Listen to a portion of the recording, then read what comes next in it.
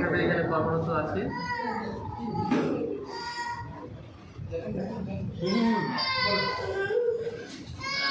আসলে মোচাগঞ্জে যে হিসাবে রুগীর চাপ, সেই হিসাবে আমাদের মানে ডক্টর সংখ্যা অনেক কম, আর এখন তো অনেক কম, 2 জন আছে মাত্র। তো মানে আপনাদের মাধ্যমে যদি আপনারা ব্যবস্থা করতে পারেন চিকিৎসক, তাহলে সেক্ষেত্রে আমাদের জন্য ভালো হয়। আমাদের চাপটা অনেক কম। আমরা উপসহকারী কমিউনিটি মেডিকেল অফিসার 3 জন আছি, 3 জনই মোটামুটি হসপিটালটা মেনটেন করতেছি, জরুরি বিভাগটা। রোগীর চাপ কেমন? হ্যাঁ, মোটামুটি রুগীর চাপ অনেক।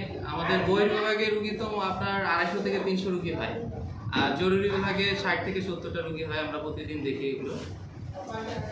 কতজন ডাক্তার থাকবে এখানে তো আসলে পোস্ট আমাদের ঊর্ধ্বতন কর্মকর্তা ইউএচএডিপিও স্যারটা আসলে আমাদেরকে জানাবে। হ্যাঁ।